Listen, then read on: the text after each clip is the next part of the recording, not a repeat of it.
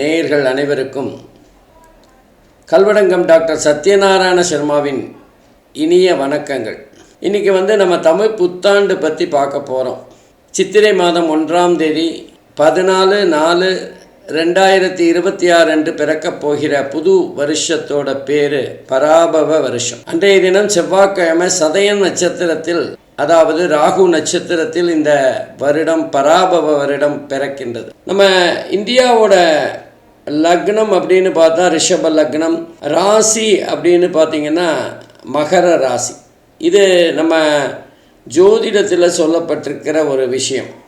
ஆனால் அதே நேரத்தில் நம்ம சுதந்திரம் வாங்கிய ஆகஸ்ட் 15, 1947 இந்தியாவின் பிறந்த தினமாக வைத்து கணித்தால் நமக்கு ரிஷப ராசியும் கடக லக்னமும் வரும். உலக அளவில் இந்தியா மிகப்பெரிய வல்லரசு நாடாக முயற்சிகளை எடுத்து முன்னேறி வரும். முதல் 6 மாதங்கள் பொருளாதாரம் மந்த நிலையில் இருந்து பின்னர் படிப்படியாக முன்னேற்றம் இருக்கும். மகர ராசிக்கு 2வது வீட்டில் ராகு, 3இல் சனி, 6இல் குரு, 8இல் கேது ஆகிய கோச்சார அமைப்புகள் மிக முக்கியமான பங்கு வகிக்கும். இந்தியாவோட அணு ஆயுத வளர்ச்சி பெரிய நாடுகளை ஆச்சரியப்பட வைக்கும். வேலையில்லா திண்டாட்டம் பெருமளவில் அதிகரிக்கும். படிப்பின் மீது மக்களுக்கு ஆர்வம் குறையக்கூடிய வாய்ப்புகள் இருக்கு. மக்கள் பொதுவாக சொந்த தொழில்களில் ஆர்வம் காட்டத் தொடங்குவார்கள். உற்பத்தி பெருகும். இந்தியா ஒரு புதிய கண்டுபிடிப்பை உலகுக்கு அறிமுகம் செய்கின்ற வருடமாக இந்த பராபவ வருடம் இருக்கும். சூரிய ஒளியோட பாதிப்பு அதிகமாக இருக்கின்ற காரணத்தினால் நோய் தொற்று அதிகரிக்கக்கூடிய காலமாக அக்டோபர் முதல் பிப்ரவரி வரை மிகவும் எச்சரிக்கையாக இருக்க வேண்டிய காலமாக அமையும்.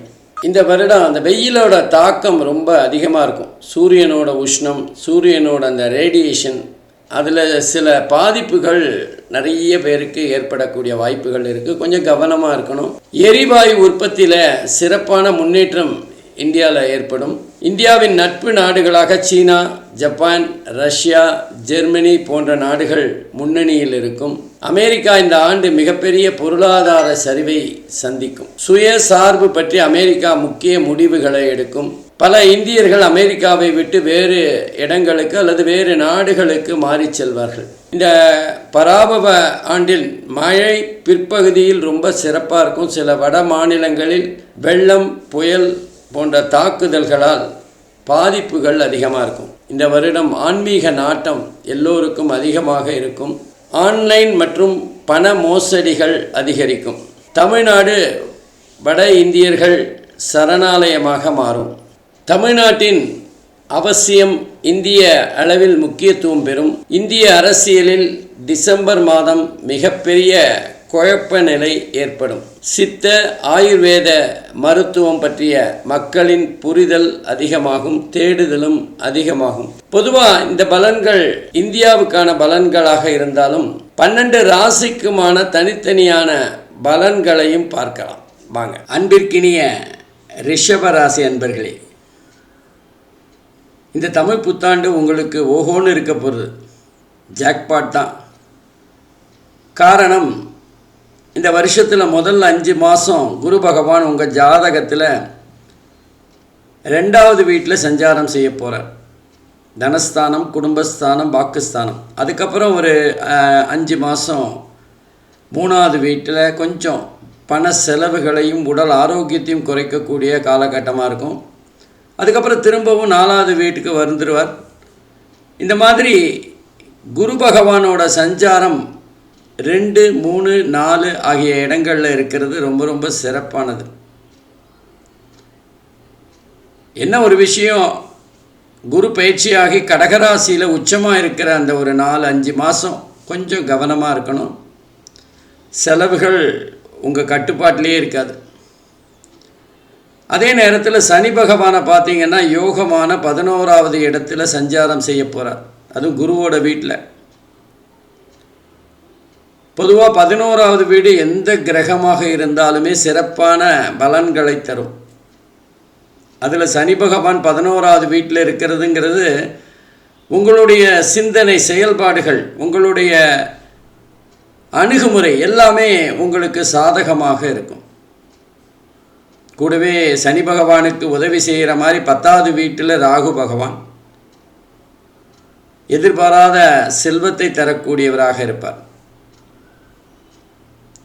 ரிஷப ராசிக்கு 4வது வீட்டில் இருக்கிற கேது தான் உங்கள் சுகஸ்தானத்தை கொஞ்சம் அசைச்சு பார்க்குற மாதிரி இருக்கும். பொதுவாக இந்த 2வது வீட்டில் இருக்கிற குரு பகவான் நீண்ட நாட்களாக மறுமணம் ஆல, முதல் திருமணம் சரியா இல்லை, 2வது திருமணத்துக்கான முயற்சிகள் நடக்கு அப்படின்னா அவங்களுக்கெல்லாம் இந்த காலகட்டத்தில் திருமணம் கைகூடி வருகின்ற சூழ்நிலையை பார்க்கலாம்.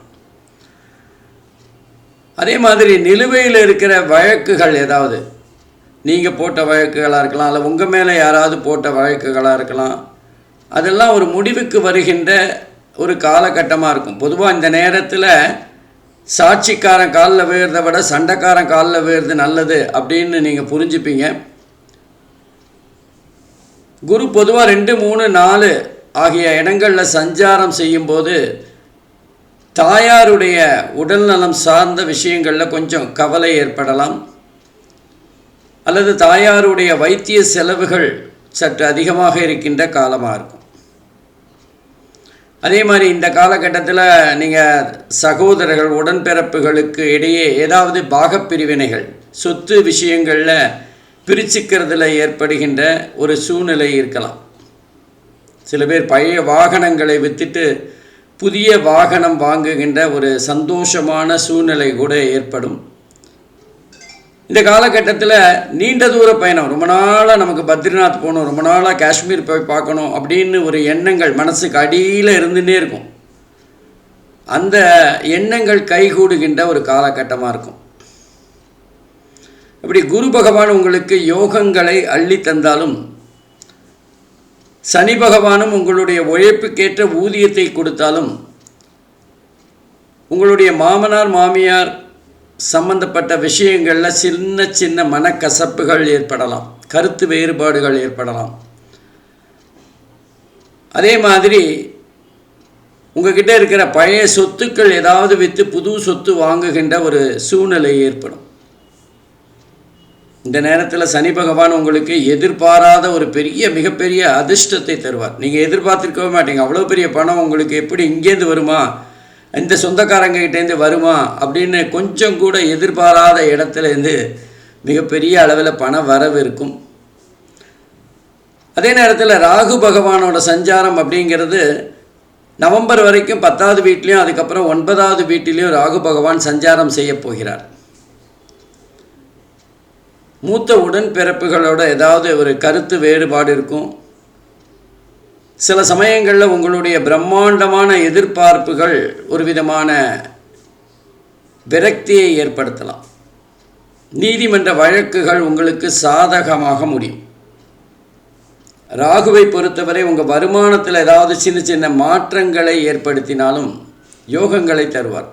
கொஞ்சம் வசதி வாய்ப்புகளை அதிகரிப்பார், பண வரவை அதிகரிப்பார். கேது உங்கள் ஜாதகத்தில் 4 மற்றும் 3வது இடங்களில் சஞ்சாரம் செய்கின்ற சூழ்நிலை தான். நவம்பர் வரைக்கும் 4வது வீட்லேயும் அதுக்கப்புறம் 3வது வீடு. 3வது வீட்டுக்கு வரும்போது கேது அள்ளி தர போகிறார் தான். ஆகவே முதல் பாதியில் ராகு அள்ளி தருவார், 2வது பாதியில் கேது அள்ளி தர போகிறார். ஆனால் கேது 4வது வீட்டில் சஞ்சாரம் செய்கின்ற முக்கியமான காலகட்டம் மாணவர்களுக்கு ஒரு தேக்க நிலை இருக்கும். இத்தனை நாள் சரியாக படிச்சிருந்தானே, திடீர்னு என்ன அப்படிங்கிற ஒரு சூழ்நிலை. நல்ல வேளை முதல் 6 மாதம்தான். நவம்பருக்கு அப்புறம் 3வது வீட்டுக்கு கேது வந்துடுவார். ஆனால் அந்த காலகட்டத்தில் தான் சில பேர் வெளிநாடு போகணும், மேல் படிப்பு படிக்கணுங்கிற முயற்சிகளெல்லாம் செய்வாங்க. அதில் சின்ன சின்ன தடங்கல்கள், இடைஞ்சல்கள், பண கஷ்டங்கள் இந்த மாதிரி வரக்கூடிய வாய்ப்புகள் இருக்குது. பொதுவாக இந்த வருடம் பராபவ வருடம் எல்லா ராசிக்குமே ஓரளவுக்கு நன்மைகளும் தீமைகளும் கலந்து தான் இருக்கும். ஏன்னா குருவை பொறுத்தவரை 3 வீட்டில் சஞ்சாரம் செய்கிறார். ராகு கேது 2 வீடு, அதே நேரத்தில் சனி பகவான் ரிஷபராசியை பொறுத்தவரை 11வது இடத்தில் அற்புதமான பலன்களை தர இருக்கின்றார்.